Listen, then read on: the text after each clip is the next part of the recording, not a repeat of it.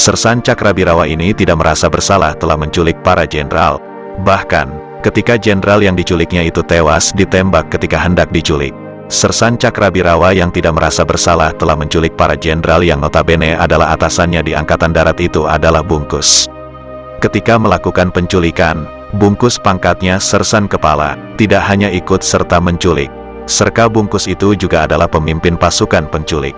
Adapun jenderal yang diculik yang kemudian terbunuh itu adalah Mayor Jenderal Mastirto Darmo atau Maijen MT Haryono. Maijen MT Haryono adalah Deputi 3 Menteri Panglima Angkatan Darat. Dia salah satu jenderal penting di jajaran pimpinan teras Angkatan Darat yang ketika itu dipimpin oleh Letnan Jenderal Ahmad Yani sebagai Menteri Panglima Angkatan Darat. Letjen Ahmad Yani sendiri ikut jadi korban penculikan yang dilakukan gerombolan satu komplotan dengan serka Bungkus. Peristiwa kelam penculikan para jenderal itu sendiri terjadi pada dini hari tanggal 1 Oktober tahun 1965.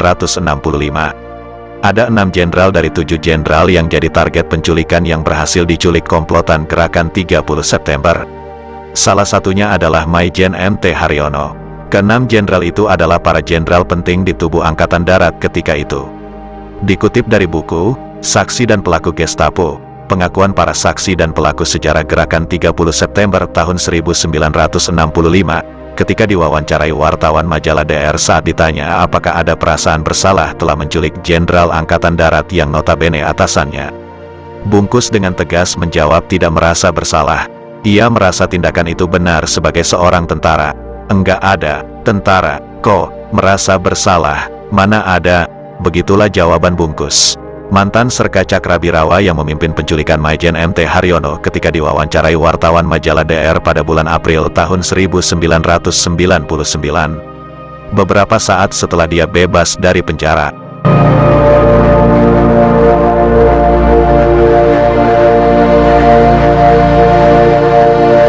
Hasil wawancara eks-Serka Bungkus itu kemudian dimuat di majalah DR. Edisi 12-17 April tahun 1999. Tabloid Berita Keadilan edisi 7-13 April tahun 1999. Majalah Umat edisi tanggal 12 April tahun 1999 dan Tabloid Amanat Nasional edisi tanggal 15 April tahun 1999. Dalam wawancara itu, si wartawan yang mewawancarai Bungkus bertanya lagi. Wartawan itu bertanya lagi kepada Bungkus perasaannya seperti apa. Bungkus pun menjawab bahwa tiap perasaan itu lain. Tapi dalam perasaannya Bungkus memang mengakui muncul pertanyaan, mengapa harus terjadi yang seharusnya tidak terjadi. Si wartawan juga menanyakan, umpamanya berhasil bertemu dengan Jenderal Haryono, tapi sang jenderal tetap tidak mau dibawa. Apa yang dilakukan? Bungkus menjawab, akan menangkapnya. Kalau melawan, tanya si wartawan lagi. Ya, tembak. Nah ini kan perintah komando. Kan sudah jelas, perintah tentara itu kan tegas, hidup atau mati, jawab Bungkus. Wartawan itu juga menanyakan, setelah Jenderal Haryono tertembak, dibawa kemana selanjutnya? Bungkus menjawab, bahwa tubuh Maijen MT Haryono kemudian dibawa ke Halim. Mengapa tidak dibawa ke istana? Tanya si wartawan. Mesti ke Lubang Buaya, kan komandonya di situ. Kan sudah jelas nanti akan dihadapkan ke presiden, jawab Bungkus. Bungkus juga menerangkan, bahwa setelah sampai di Lubang Buaya, jasad Maijen MT Haryono diserahkan ke komandannya. Masih menurut Bungkus, ketika itu regu pasukan lain yang ditugaskan menculik jenderal lainnya ada yang sudah sampai. Ada yang sudah datang duluan.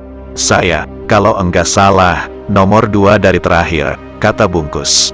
Menurut Bungkus, sampai di Lubang Buaya, jasad Maijen MT Haryono diserahkan ke Letu Dul Arif, komandannya di Cakrabirawa. Saat ditanya wartawan yang mewawancarai apakah Dul Arif kaget begitu tahu Maijen MT Haryono telah tewas, Bungkus menjawab bahwa Dul Arif tidak kaget. Wong, sudah jelas perintahnya. Lalu, dia bertanya bagaimana proses tertembaknya MT Haryono. Begitu saja, setelah saya serahkan jenazah MT Haryono ke komandan, tugas saya lepas, selesai. Begitulah tentara, kan di situ ada pasukan teritorial yang bertanggung jawab kepada jenderal-jenderal itu. Itu urusan teritorial, bagaimana selanjutnya? Saya tidak tahu, kata Bungkus.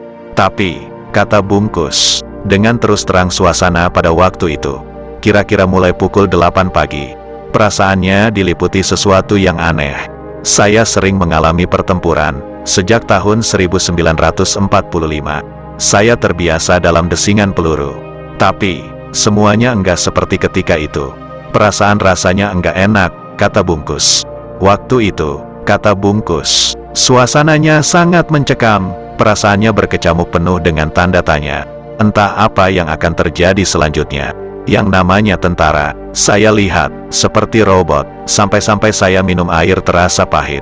Enggak masuk, minum saja rasanya pahit, apalagi omong, malas, menunggu apa yang akan terjadi.